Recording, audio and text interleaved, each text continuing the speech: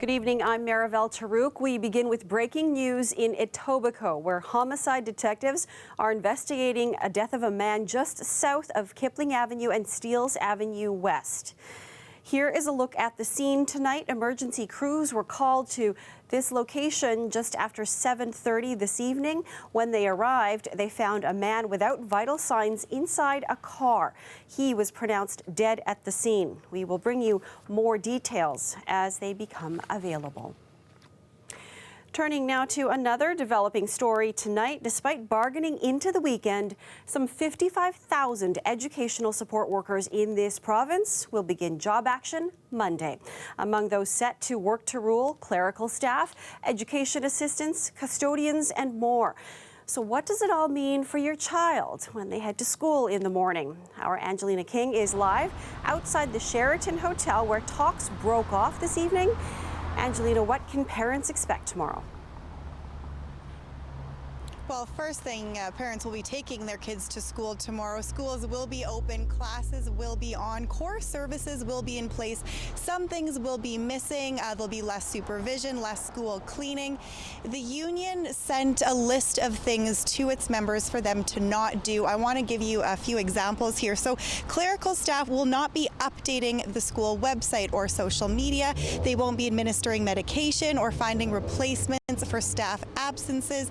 Educational assistants won't be performing safety procedures on buses. So that's things like buckling students in. The union says that's a bus driver's job. They also won't be participating in nutrition programs or doing lice checks. Now, custodians won't be cleaning hallways, offices, and gyms. They won't be picking up outside garbage or doing any type of ground maintenance. Now, most of the staff have been told to generally not supervise the students, but QP says that student safety will not be at risk in any way during job action. QP says that the talks broke down because the sides were just too far apart.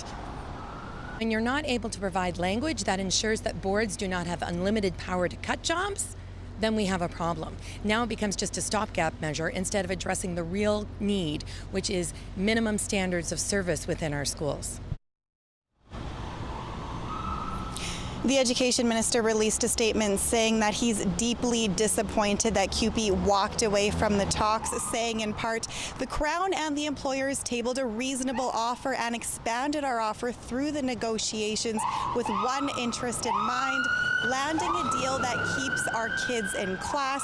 We have offered proposals to address compensation, job security, and funding for additional staffing. Now, the TDSB says principals and vice principals will have a heavier workload, but says things will be running as normal for now. We don't think that students will see or notice a big difference right off the bat. Now, as the partial withdrawal of services continues, though, it may have a more significant impact on school activities, permits, and operations.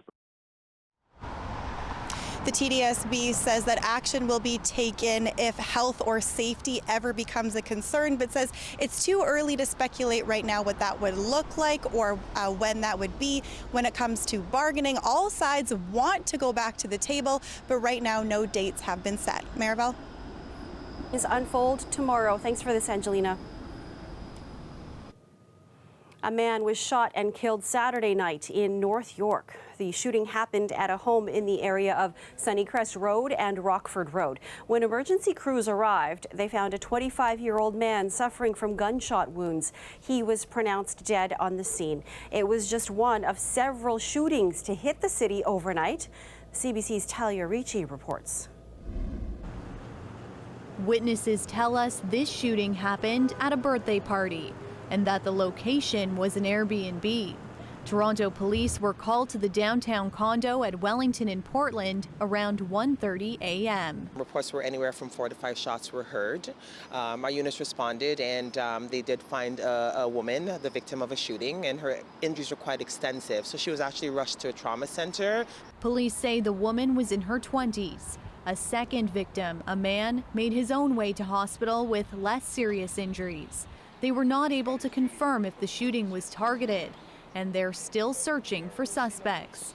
Airbnb tells CBC News they're looking into the incident. Yeah, you see that all too often in this area, actually. People getting shot. I know just down the street here it happened, and also on Spadina. It's happening more and more often, it seems like. And it's sad that innocent people are actually getting caught in the crossfire. It looks like it's slowly going up as the city continues to be like more of a, a world city, I guess. Just before that incident, police were called to this school parking lot where 3 men were shot and are now suffering from serious but non-life-threatening injuries. Police say 2 of those victims were teenagers. Reports that there were quite a few shots heard. Our units arrived on scene and there was a large gathering of some sort. I'm not sure as to the nature of the gathering. We were walking our dog last night late and we just saw a bunch of cop cars go by, and then we looked over at the school there, and then just a whole bunch of cars and we had no idea, so we just ran back inside quickly because we were a little uncomfortable. Especially since less than a week ago, there was a homicide in his building, just next door to where this shooting happened. Someone was killed in our building on the 15th floor, so that's 2 things now, which is pretty scary, and I really want to know what's going on. Police say there have been no arrests in this parking lot shooting either, but a silver vehicle, possibly a Honda, was spotted fleeing the area. According to Toronto police statistics, there have been more than 330 shootings this year, which puts the city on track to set a new record since the force started tracking statistics back in 2004. Talia Ricci, CBC News, Toronto. A 50-year-old man has died days after police found him injured in a Toronto park, and now investigators are treating it as a homicide.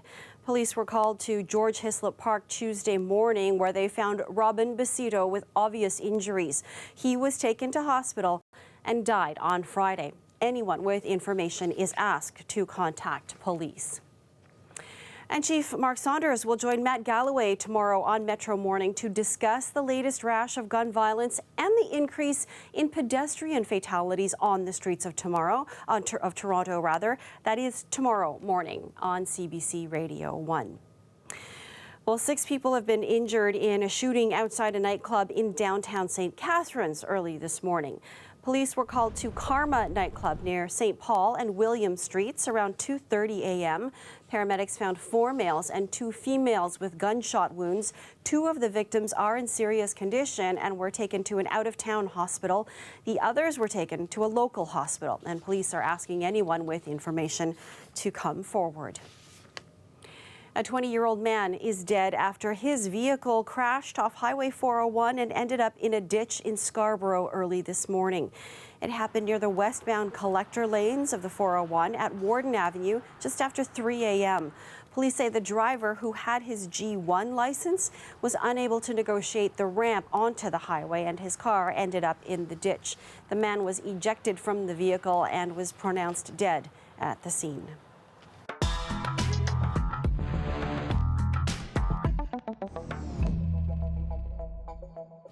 In Hamilton tonight, police had to be called in to keep the peace amid protests at a People's Party of Canada event.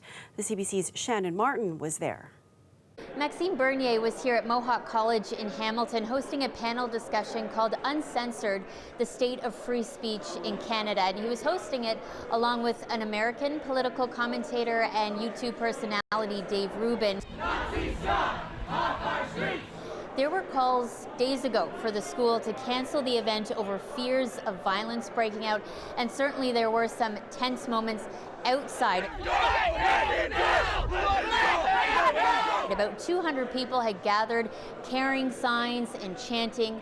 We had a chance to speak with one member of the People's Party of Canada. He said Bernier believes in free speech. Others say, though, that that is just code for hate speech. So what part of his platform particularly resonates to you? The part about freedom, personal responsibility, and respect, right? That's the only way you can build a stable society.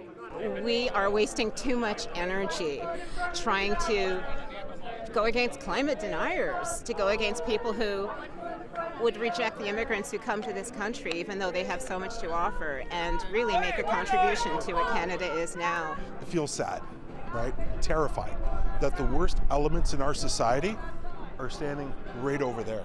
Hatred has no place in Hamilton.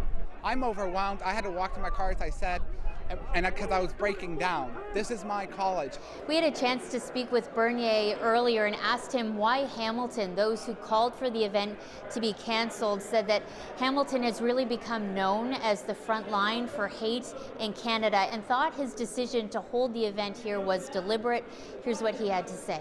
I'm very pleased that the event will take place, but also I understand that we'll have some protests. And you know, we are in a democracy, and they have the right to protest peacefully, and I think that will be there. And I have the right to express my point of view. Shannon Martin, CBC News, Hamilton. The Liberals unveiled their full platform today. The party's new spending would cost $9.3 billion in the first year of a second term and rise to $17 billion in the fourth year. Justin Trudeau's announcement this afternoon put a strong focus on post-secondary education. And we're doing even more to relieve the financial pressures facing grads. Under our plan, those who carry student loans will have a 2-year grace period following graduation, no payments and no interest. The education plan would also include increases to the Canada Student Grant Program, and new graduates wouldn't have to start paying back loans until they earn at least $35,000. Other highlights: increasing the federal minimum wage to $15 per hour. The Liberals also pledged a new tax on digital giants like Amazon, Google, and Apple, and a 10% tax on luxury cars, boats, and personal aircraft. Well, it's time for our first check of the weather as we close out the weekend, and Matt DiNicolantonio joins us for that. Hi, Matt. Hi, Maribel. So we're going to get you set for tomorrow morning as you head out the door for work or school. You see the temperature there struggling to get into those mid-teens, so a little bit on the cool side, but we're going to be around the seasonal mark, and we do have a little bit of the rain icons there, potential for some showers throughout the region as we do go through the course of Monday, and the story is going to change as we get later into the week. So we do see here a lot of thunderstorm energy in the atmosphere, and then we do have this low pressure system and the cold front coming through, but building humidity as we get later into the week. That's going to be the story in addition to the rain. So this is Tuesday, heavy rainfall possible for much of Ontario, and so for our region that's going to fall within that certainly.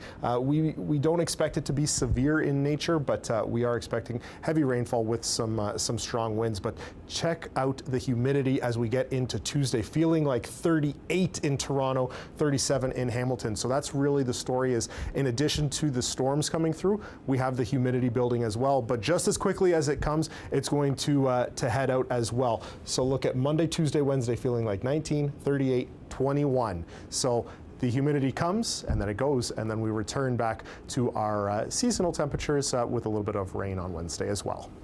Bit of a roller coaster ride until then, though. Thanks, Matt. No problem. Police officers from across the country gathered in Ottawa today to remember those who lost their lives in the line of duty. The 21st annual Police and Peace Officers National Memorial Day took place on Parliament Hill. It comes as Ottawa police are mourning one of their own. CBC's Kimberly Molina reports. Hundreds of police and peace officers marched to Parliament Hill. They're remembering more than 880 of their colleagues who have died in the line of duty since Confederation. 4 new names were added to the honor roll in the past year, including a correctional services officer from Saskatchewan who was killed in a collision. They also addressed the trauma and stress officers face on a daily basis. That's something Ottawa police have top of mind as they mourn one of their own. Detective Thomas Roberts took his life inside police headquarters on Friday evening. He was a relatively new officer with Ottawa Police, having joined the force in 2016 after serving 7 years with RCMP in British Columbia. Ottawa Police is conducting its own investigation into his death. The organization says it's also reviewing its mental health policies. You're going to see a refocused effort by us to make sure that we're supporting the members to remove those barriers, and that we're working with their families to make sure that we can make sure our members come to work whole every day and are as healthy as they can be to do this really tough job. After another officer took his life inside police headquarters 5 years ago, Ottawa Police created peer support and wellness programs and hired psychologists. But whether officers are accessing those programs is another question. That's another issue when you're talking about the stigma around mental illness or operational stress injuries, PTSD, is that you can have all the programming available, but you have to make sure that there's buy-in from the members who are going to use it. And that's something that we're very conscious of. Kimberly Molina, CBC News, Ottawa. Protests turned violent again in confrontations between pro-democracy demonstrators and police in Hong Kong. Coming up, we head to the region for the latest. Stay with us. You're watching CBC Late Night News.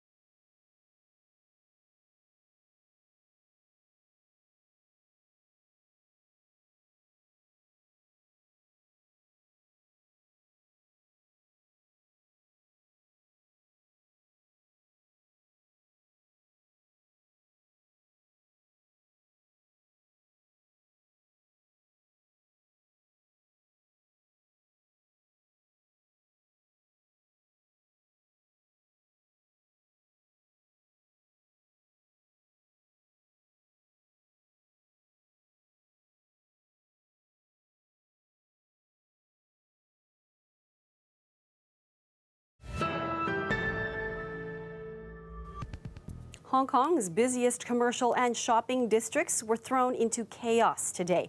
Protesters and police clashed again, sparking fears of more ugly scenes leading up to China's National Day holiday this week. Our Sasha Petrusik reports from Hong Kong. Protesters were barely out of the Hong Kong subway station,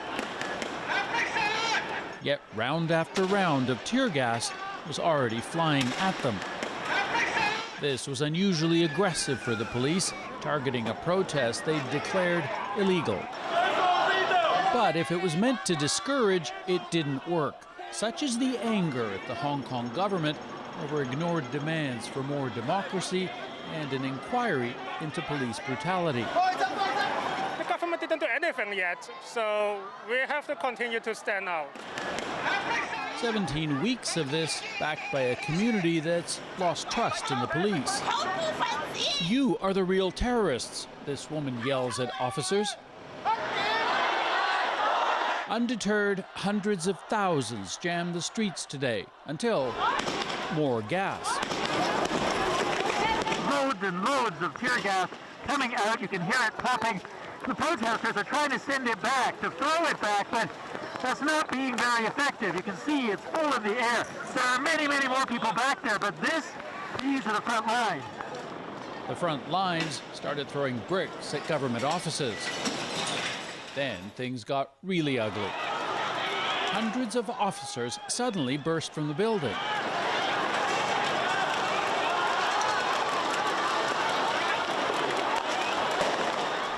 More than 100 were arrested, but many more continued to battle police, setting street fires and attacking government supporters.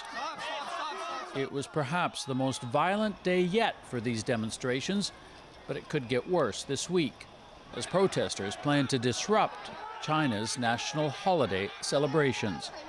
Sasha Petrusik, CBC News, Hong Kong.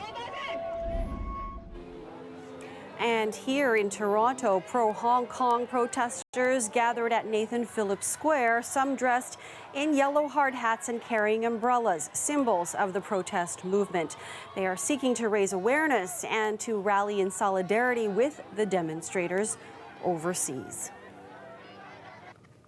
Pope Francis marked the World Day of Migrants and Refugees, criticizing countries that produce arms but turn away people fleeing conflict.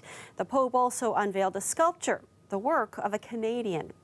Angels Unaware was made by Canadian artist Timothy Schmaltz, and it depicts refugees from various points in history.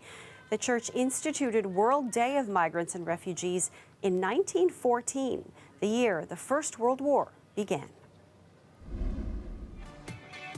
Well, the reigning NBA champs held a training camp in Quebec today, and after losing two of the team's top players to free agency, Nick Nurse and the rest of the Raptors are looking to move on with their eyes on a second championship.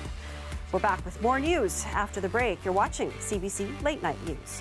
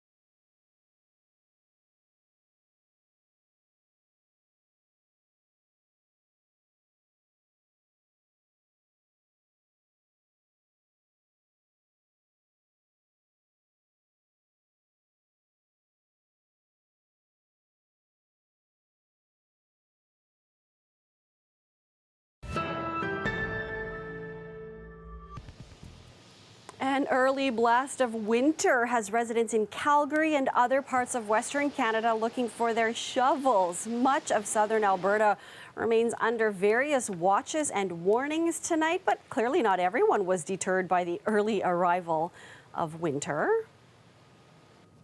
Not sure I'd be surfing in the winter. Okay, Matt, I'm just going to thank you in advance for not having a forecast like that for us. Yes, not quite yet. That's coming for us eventually, but for now we're going to enjoy much nicer than that. So this is what we're looking at for Monday. Maybe a little bit of rain in the forecast, but getting up to 19 degrees, which is around that seasonal mark. So obviously quite comfortable.